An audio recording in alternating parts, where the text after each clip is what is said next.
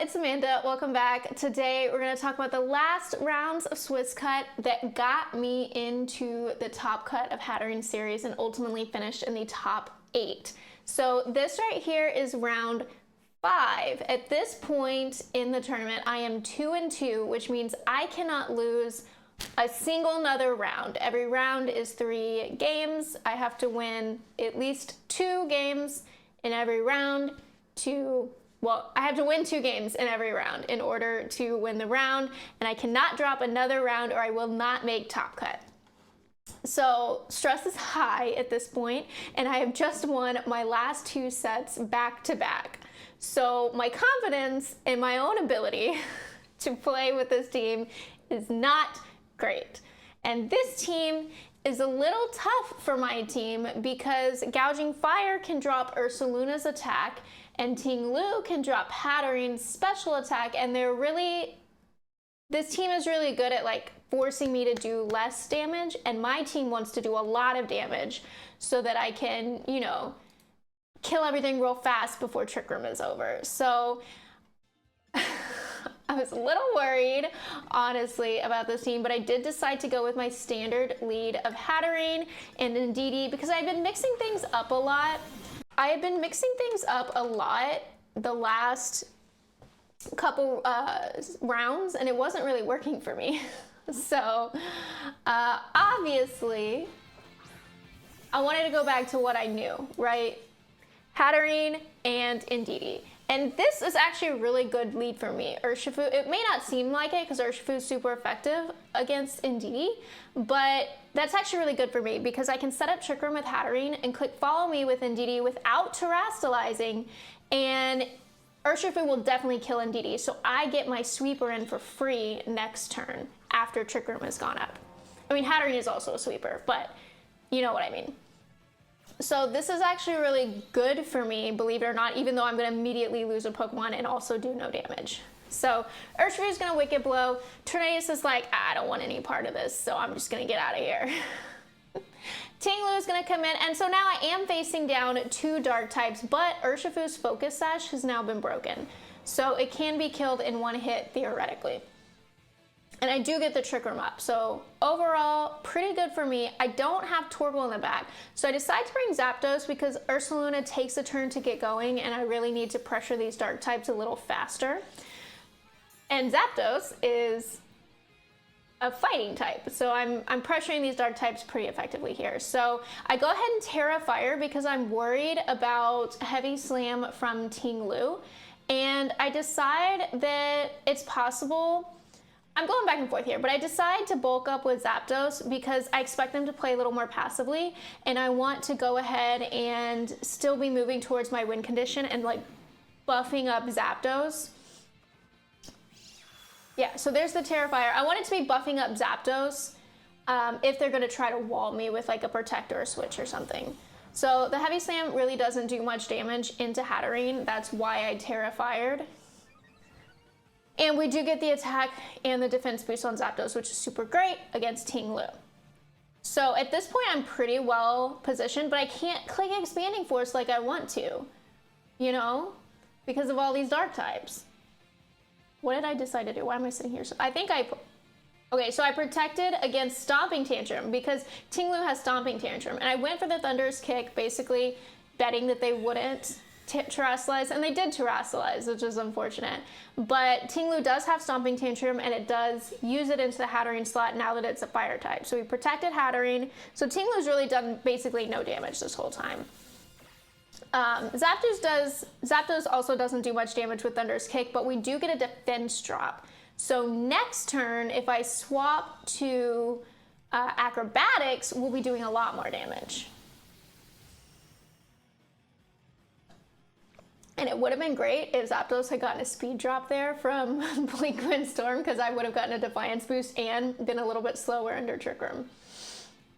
So now that Ting Lu has terastallized, I can use Expanding Force, and I go ahead and double it with Acrobatics as well because it couldn't protect. I think it was Assault Vest. So Tornadus goes down to the Expanding Force. We do decent damage to Ting Lu with that Expanding Force now that it's no longer a dark type. And then it will go ahead and get the KO on Hatterene with the Stomping Tantrum, but Hatterene has done more than enough at this point. So we're totally happy with this. And then why did I Thunderous Kick again? I think I knew it would get the KO, and it was like just in case something else swapped. I should have Acrobatics. I should have used Acrobatics in the Team Blue slot there. I think it covered for more. Okay, so finally we can bring in Ursaluna to help us finish off this game. Urshifu comes back in along with Fluttermane. So at this point, I'm still under Trick Room. There's one turn left of Trick Room, so they could protect, right? Wait, what did I? Hold on. What did I do with Ursaluna? Okay, so I decided to play aggressive. Just in case they think I'm gonna protect and play a little more passive, I decided to go real aggressive. I headlong rush into Fluttermane, kill it immediately, and Urshifu also didn't protect, so it goes down to an Acrobatics. That was the last turn of Trick Room, so I'm not 100% sure why they didn't just protect. I think they had protect on both of their Mons, or at least they had protect on Urshifu. It might have been a Specs Fluttermane now that I'm thinking about it. But yeah, they should have protected. They'd be in a way better position if they did. So I go ahead and do the same thing for the second game because it worked for me in the first game. And they do change up their lead a little bit. Now it's Fluttermane and Urshifu. And because of this, I'm going to change up my turn 1 a little bit. So I'm still going to set up Trick Room with Hatterene. And I'm still going to click Follow Me with Indeedee. But this time, I'm going to go ahead and Terra Fairy Indeedee to ensure that Indeedee survives the turn. Because I want to keep Indeedee on the field for an extra turn if possible. So Hatterene takes some damage from Dazzling Gleam, but Indeedee does survive the Wicked Blow. And again, crucially, Rocky Helmet gets some chip on Urshifu. So now its Focus Sash is broken, right? We get Trick Room up. And at this point, do I click Dazzling Gleam? I think I do click Dazzling Gleam. And I go ahead and click Follow Me because at this point, Urshifu is slower than Fluttermane. So I was hoping that Urshifu would attack. And if it survived Hatterene's Dazzling Gleam, it would attack into Indeedee so that Hatterene wouldn't have to take the Wicked Blow. But Urshifu does protect. Fluttermane stays in and takes big damage from that Dazzling Gleam, actually. This is more damage than I would expect. So Indeedee and Hatterene both go down at this point, which isn't like great. I would have preferred if Indeedee had fainted, but Hatterene had lived for one more turn. So I have to now bring in Ursaluna and Zapdos. And Ursaluna won't have its burn up for the first turn, so it will not be doing as much damage as it otherwise could have been doing. But because the Psychic Train is still up, Zapdos does get that special defense boost, which is great. With its Psychic Seed. So Psychic Seed activates, we get a +1 special defense boost with Zapdos, but it also increases the damage that Acrobatics will do because we're no longer holding an item. So I actually play a little bit passive here because now we're down 4-2. So I say, okay, I'm going to protect, I'm going to get... No, I decide I'm not going to do that because we're behind, so I have to play a little more aggressively. So I Headlong Rush into Fluttermane, and they swap in Tornadus. I don't know why they had Tornadus in the back. And that's a little bit of cool mechanic there. See, the Psychic Train is up, so Urshifu, if it wanted to do some damage before it died, because we're in Trick Room, it has to use Sucker Punch, but it can't Sucker Punch Ursaluna because of the Psychic Train. Zapdos is a flying type, so it is not protected by the terrain. It's ungrounded. So Sucker Punch worked on Zapdos where it wouldn't have worked on Ursaluna here. But we're a fighting type, so that Sucker Punch really doesn't do much damage at all, and the Acrobatics is going to finish off Urshifu. So it's just like a little cool mechanic there. And Ursaluna gets its burn up, so now we're going to be doing a lot more damage. And because we didn't get the Headlong Rush off, we're still neutral defense. So now Ting Lu comes in. We don't really care about its Vessel of Ruin. And we don't really care about Tornadus. It's not going to do much. So I go ahead and Facade into Tinglu because I don't want to lower my defenses. And I clicked Thunderous Kick too, but I really should have clicked Acrobatics because they could easily have, see the Prankster taunt also worked into Zapdos. That's why I didn't click Bulk Up, because Zapdos's ungrounded Prankster taunt could still hit it.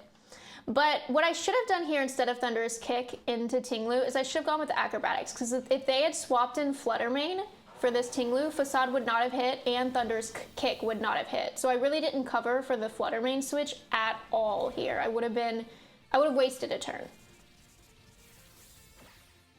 And see, because I didn't Acrobatics, this Tinglu's still alive. And the defense drop is not necessary because another Facade would be enough to take down this Tinglu. So this is the last turn of Trick Room. We really need to like make it count. So at this point, what did I decide to do? It was, I think, Facade into Tornadus, actually, to get the KO. Yeah, Facade into Tornadus and then Acrobatics. Now I'm switching to Acrobatics into the Tinglu. But now, this is the last turn of Trick Room. Zapdos and Ursaluna are both low health. And if I had Acrobatics last turn into Tinglu, I think it would not have gotten a Ruination off into Zapdos. It would have been dead. And so then Flutter Mane would have been on the field for the last turn of Trick Room. So with that one turn right there where I did a Thunderous Kick instead of an Acrobatics, I really put myself in a bad position because I just have to hope at this point that Flutter Mane cannot KO both of my Pokemon with a Dazzling Gleam because I don't have a Terra to protect Zapdos. And Ursaluna lives on 10 HP. And that's super crucial because remember the turn where we tried to Headlong Rush into Flutter Mane and instead Tornadus swapped in and we didn't use Headlong Rush? If that Headlong Rush had gone through, we would have been at -1 defense. But instead we're at neutral defense because we swapped to Facade into Tinglu and Tornadus. So we're at neutral defense and we just barely lived that Dazzling Gleam so that we could get a Headlong Rush off into Flutter Mane. So we were not punished by that terrible turn where we should have used Acrobatics. Now round 6, I actually didn't record. I forgot to record round 6. So I don't have any footage, but I did win round 6. I'm pretty sure that was another 2-0. So at this point, this is round 7. I am 4-2. I need to go 5-2 to make top cut. So literally my entire top cut chances at this point are win this set and you make top cut, lose this set and you don't make top cut. And this is like one of the worst matchups I could see. Blood Moon, Ursaluna, and Farigiraf are like so, it's very, there's not a very clear win condition against this team because there's so many things they could do that would stop me from winning. So at this point I'm like, oh my God, I'm so not making top cut, right? This is so rough. So I'm like, okay, let's lead our usual for game 1. Let's go Hatterene and Didi for game 1. Lead the Uge. Let's do Torkoal because Torkoal will for sure be the slowest thing on the field. And let's bring Walking Wake in the back in case we don't get Trick Room up. And then we have something a little bit faster. So I bring Hatterene and Indeedee and I say I'm gonna do my usual. I'm gonna click, what did I say I was gonna do actually? No, so the problem here, of course, is Farigiraf has Trick Room, right? So I could use Trick Room, and Farigiraf could use Trick Room, and then at the end of the turn, there would be no Trick Room. So I decide to actually go with Expanding Force, and then set Trick Room with Indeedee instead, but obviously, that does not go very well for me, because I figure they're just going to use Hyper Voice, so there's no reason to use Follow Me with Indeedee. Yeah, so they immediately KO'd both my Pokemon with a Helping Hand, Terra Normal, Hyper Voice. It did not go well, okay? At this point, I'm like, oh, we're for sure not making Trick Room. Or we're for sure not making Top Cut because how do I set up Trick Room against this? So I bring in my 2 Pokemon in the back. We've got Torkoal and Walking Wake. At least I know that Walking Wake is fast enough that it'll get a hit off before Ursaluna. But also what they could do now is just protect Ursaluna and then set up Trick Room with Farigiraf. But we've kind of pinned them, because if they do that, Torkoal will just sweep under Trick Room. So I lock into Heat Wave with Torkoal because I can't swap Torkoal out to reset the choice specs at this point. And if I lock into Eruption and Torkoal takes any damage, I'll be stuck doing no damage with Torkoal for the rest of the game. So I lock into Heat Wave instead. And at this point, I decide I need to kill that Blood Moon more than I need to stop a potential Trick Room from Farigiraf. So I Terra Fire Flamethrower, so I'm doing as much damage as possible because we're in the sun. And I go for the Blood Moon. And they don't use Trick Room, they use Helping Hand on Ursaluna instead. So this Flamethrower has to kill, or I'm screwed. And it does. So now I'm like, okay, Heat Wave is a single target move against Farigiraf in the sun. This is a choice specs Torkoal. Is this enough to KO Farigiraf? But it's not. If I clicked Eruption, it would be enough to KO. But unfortunately, we just barely miss out on it, and Farigiraf heals back up with Citrus Berry. So now I'm like, okay, Urshifu outspeeds Walking Wake. It also outspeeds Torkoal. What's the play here, right? I have to click Heat Wave with Torkoal. It's locked in with choice specs. So I decide to go ahead and just Flamethrower Urshifu. I have to hope that Walking Wake is gonna live a Wicked Blow from Urshifu. That's my win condition. A Helping Hand Wicked Blow from Urshifu.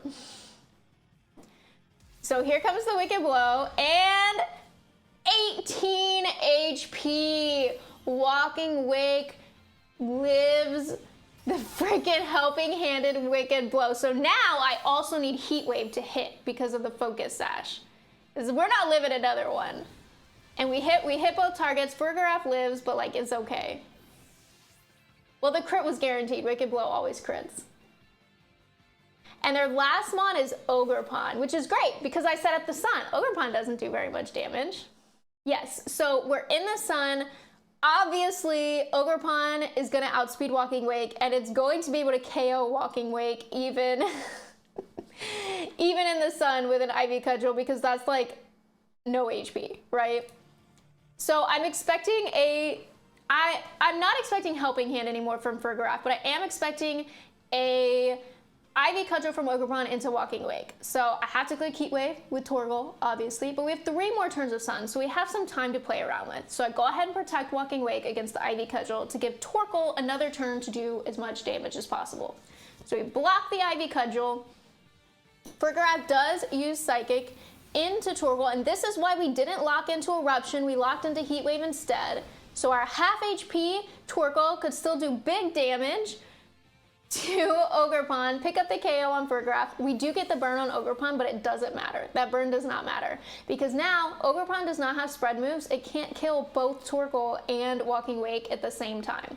So the only way Ogerpon wins here is if it KOs Walking Wake and then Torkoal like misses a Heat Wave and then it can KO Torkoal the next turn. That's like the 10% chance that Ogerpon wins. So at this point, we double it. Ogerpon is able to take out Walking Wake with that Ivy Cudgel because it had like 18 HP. But Walking Wake has more than done its job. And Torkoal, our little turtle buddy, finishes things off for us. So now we're up 1-0 in this final set. I just need to win one more game to make Top Cut.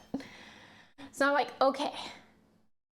They're probably gonna bring the same lead. That was an incredibly strong lead. I didn't get Trick Room up. What can I do to play a little bit better? Because that was a sloppy game. I probably shouldn't have won it.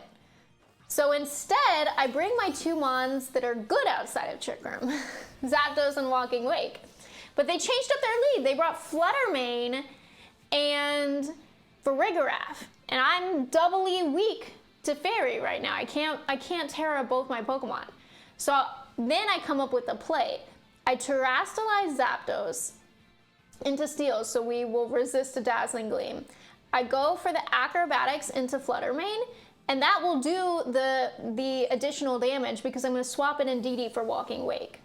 So that'll do the boosted damage because Zapdos will have a +1 special defense boost, and it'll be a Steel type, and Acrobatics will be 110 base power. So that was the play that I came up with. A little bit proud of it. It's a bit of a complicated one.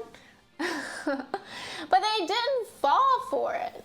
Oh, here's the tear. They didn't fall for it. They go for Helping Hand Shadow Ball. But because I'm +1 special defense, it does still work. Because I'm +1 special defense, I survived. And then I got a special defense drop from the Shadow Ball. Now I'm +2 attack. Neutral special defense. Flutter Mane's dead, and I have Indeedee on the field to help protect Zapdos. So that was a little bit lucky. I'm not 100% sure if Acrobatics would have KO'd that Flutter Mane without the Defiant proc. I'm really not 100% sure on it. And it's only like a 10% chance to get that special defense boost on Shadow Ball. So now they bring Ursaluna in. If I click Follow Me with Indeedee, all they can use is Hyper Voice, and I am a Steel type. So I should resist Hyper Voice, right? So I'm thinking about it, obviously. But I think I ended up going with, was it Acrobatics? Yeah, so I was worried about Protect plus Trick Room here. That's what I was worried about, was Protect plus Trick Room. So I actually, because Trick Room hasn't been set up yet, and I'm specifically trying to counter the Protect plus Trick Room play. Obviously, they didn't Protect. They went ahead and Terastallized their Ursaluna and went with Helping Hand. But what this play covers for is I Acrobatics into Farigiraf to try to KO it before it gets Trick Room up. There's no point to Follow Me because I expect them to just click Hyper Voice and kill both my Mons. But Ursaluna's pretty slow. So if I Heal Pulse Zapdos, I can heal it back up so that Zapdos is better positioned if Trick Room does go up or if Ursaluna doesn't Protect, like what happened right now. So Zapdos uses Acrobatics, doesn't quite pick up the KO on Farigiraf, so they could have set up Trick Room if they wanted to. A little bit of berry healing. Then Indeedee pulls out Heal Pulse, that niche tech. Hardly any Indeedees run Heal Pulse. Zapdos is now almost full HP. So here comes the Hyper Voice from Ursaluna, which will pick up the KO on Indeedee, but Zapdos is back to about the same amount of HP as it had when we started the turn because of that Heal Pulse. So now they don't have Trick Room up, so now I can bring in Walking Wake. And Walking Wake plus Zapdos will be able to KO both these Mons before they do any damage, basically. So now, wait, do I go with, yeah, so now we go with the Thunderous Kick into Ursaluna, plus I attack from Walking Wake into Farigiraf to pick up the KO there. So even if they protect Ursaluna, they're still not getting Trick Room up with Farigiraf, right? And they don't end up protecting either Mon.